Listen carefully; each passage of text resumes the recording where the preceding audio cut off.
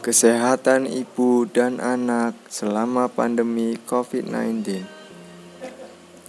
Infeksi virus corona disebut COVID-19 pertama kali ditemukan di kota Wuhan, Cina pada akhir Desember 2019. Virus ini menular dengan sangat cepat dan telah menyebar ke hampir semua negara termasuk Indonesia hanya dalam waktu beberapa bulan. Adanya pandemi COVID-19 memberikan dampak pada sektor kesehatan, salah satunya yaitu pelayanan kesehatan ibu dan anak atau biasa disebut dengan KIA. Berdasarkan hasil survei cepat yang dilakukan oleh Kementerian Kesehatan Republik Indonesia dengan dukungan UNICEF, mendapatkan hasil bahwa separuh lebih posyandu menangguhkan layanan imunisasi. Penangguhan pada layanan dilakukan dengan alasan masalah keamanan masyarakat, kecemasan petugas, serta menjadi bagian dari upaya untuk menjaga jarak secara fisik. Selain itu, data dari Kementerian Kesehatan menunjukkan bahwa terjadi penurunan kunjungan seperti pemeriksaan kehamilan serta pelayanan kesehatan pada bayi, balita, dan anak. Hal ini tentu menyebabkan tidak optimalnya pemantauan pada pelayanan kesehatan ibu dan anak. Layanan kesehatan ibu dan anak merupakan hal yang sangat penting terutama pada 1000 HPK atau hari pertama kehidupan, karena merupakan masa di mana otak berkembang dengan cepat. Selain itu, stunting atau kondisi gagal tumbuh pada anak dapat dicegah apabila 1000 HPK berjalan dengan baik. Hal ini sejalan dengan rencana pemerintah untuk menurunkan angka stunting sampai angka 14% pada tahun 2024.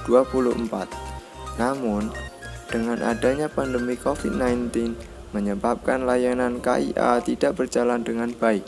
Hal ini tentu dapat menyebabkan masalah kesehatan baru muncul akibat dari tidak terpantaunya kondisi kesehatan ibu dan anak dalam jangka waktu yang lama. Berdasarkan hasil penelitian oleh Lembaga Riset Semeru menyatakan bahwa layanan KIA yang tidak optimal dapat berpotensi meningkatkan jumlah kematian ibu dan anak. Ibu hamil memiliki kewajiban untuk melakukan kunjungan pada fasilitas kesehatan selama masa kehamilannya untuk memeriksa kondisi kehamilan.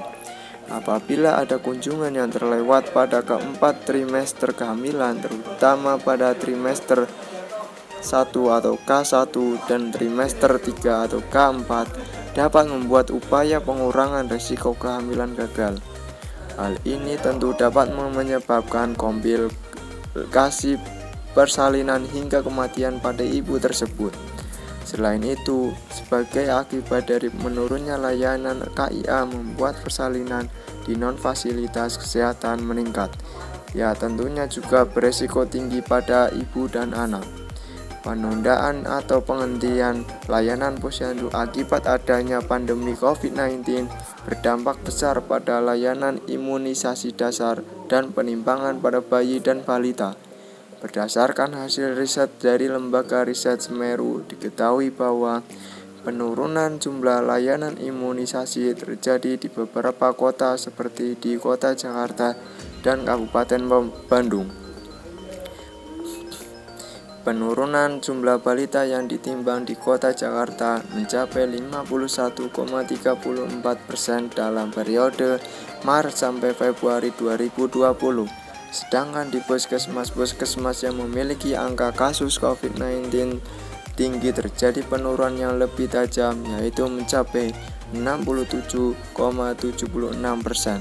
Selain karena adanya penundaan layanan posyandu, penurunan juga terjadi karena ketakutan atau kekhawatiran dari ibu untuk membawa anaknya ke fasilitas kesehatan. Apabila kondisi layanan yang tidak optimal terus berlanjut, maka akan berdampak serius pada kesehatan ibu dan anak dengan meningkatkan angka mortalitas dan morbiditas. Oleh karena itu, diperlukan upaya yang lebih besar agar kejadian tersebut tidak terjadi. Dibutuhkan sinergitas antara pemerintah, tenaga kesehatan, dan masyarakat untuk mencegah permasalahan tersebut agar tidak terjadi. Pemerintahan harus tetap menjaga layanan esensial dengan menerapkan strategi-strategi baru seperti pengembangan kapasitas pada untuk membantu tenaga kesehatan memberikan layanan kesehatan yang aman. Keterlibatan masyarakat dalam mengakses kesehatan ibu dan anak, seperti layanan kehamilan, bersalin di fasilitas kesehatan, imunisasi, serta kunjungan posyandu sangat dianjurkan. Hal ini bertujuan agar kesehatan ibu dan anak tetap terjaga walaupun dalam kondisi pandemi seperti sekarang. Adanya pandemi bukan berarti menjadi penghalang dalam melaksanakan layanan kesehatan.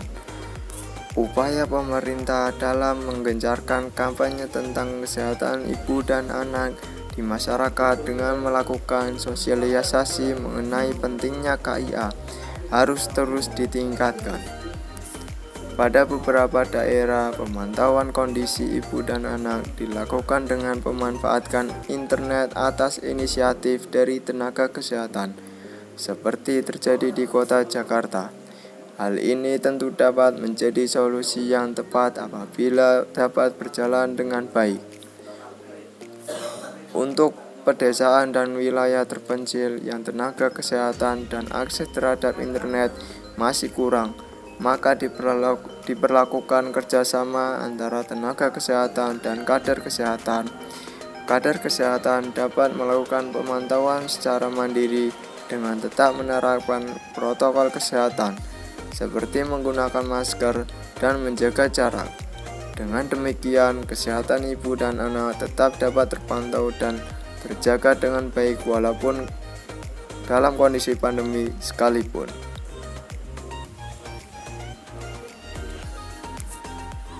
Demikian, semoga COVID-19 ini cepat selesai dan beraktivitas seperti biasa.